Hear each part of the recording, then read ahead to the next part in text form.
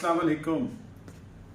लोग सोची पे ने कि मुल्क कौन चला रहा है, बिजली के बिल ये वो सारे मसले ला एंड आर्डर ये। तो मैंने याद आ गया एक लतीफ़ा जिहा, लतीफ़ा कह लो किस्सा कह लो। एक जहाज जिहड़ा है मुसाफिर त्यारा वो जंगल च डिग पैंदा ते इंस्पैक्शन टीम जिहड़ी वो जांदी है वेंदी है सारा जहाज जिहड़ा वो डिग्गा हुंदा है। लोग इधर उधर खिलरे बेचारे ज़्यादातर फौत हो जाते हैं, कुछ शायद कोई बच भी जाता होएगा। तो वो हुण उहदे वेखण दे उन्होंने वजूहात वेखणियां हुंदियां ने, वकूआ वेखना हुंदा है।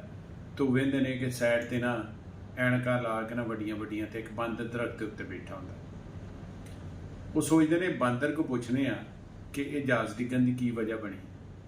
वो बांदर नाल गल करन वाला माहर जिहड़ा है, जिहड़ा बांदर नूं इशारियां नाल गल कर सकदा होए, बांदर दी गल समझदा होए, उहनूं बुलांदे ने।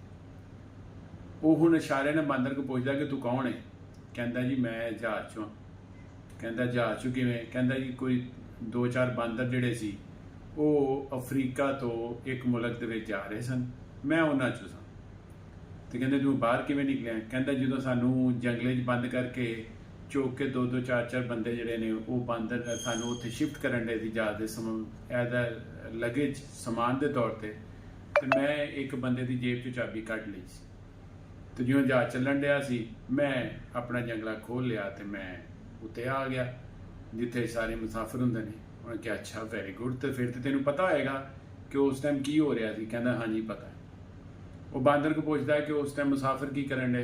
कहंदा ज़्यादातर सुत्ते सन। तो कहंदा जी वो एयर होस्ट सां की करन डईयां सन? इशारे नहीं पूछ रहा हुंदा सारा। वो कहंदे जी वो लूडो खेडन डईयां सन। तो कहंदे ने ते कैप्टन जहाज का जिहड़ा पायलट हुंदा है तो उहदे नाल उहदा असिस्टेंट हुंदा वो ही कर रहे सन। वो इशारे नाल दसदा कि वो सौ रहे सन। तो पुछदे ने फिर जहाज कौन चलान दिया सी?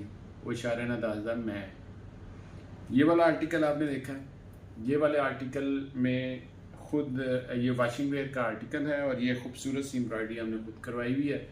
ये एम्ब्रॉयडरी के साथ ही बड़ा ही खूबसूरत फंक्शंस के लिए कुर्ता, बड़ा किसी भी फंक्शन में एक इसका कलर भी नेवी ब्लू और आपको बहुत अच्छा लगेगा। और ये इंतहाई नफीस एम्ब्रॉयडरी है और बड़ा खूबसूरत बटनों वाला डिज़ाइन बैन के साथ शलवार कमीज सिर्फ कितने का होगा? बहुत ही कम कीमत में 6,000 में फ्री होम डिलीवरी के साथ। ये मकसूद.pk के शलवार कमीज के टैब में नेवी ब्लू एम्ब्रॉयडरी शलवार कमीज ये आपको मिलेगा 6,000 में फ्री होम डिलीवरी के साथ। MAQSOOD.pk। इजाज़त चाहता हूँ, अल्लाह हाफिज़।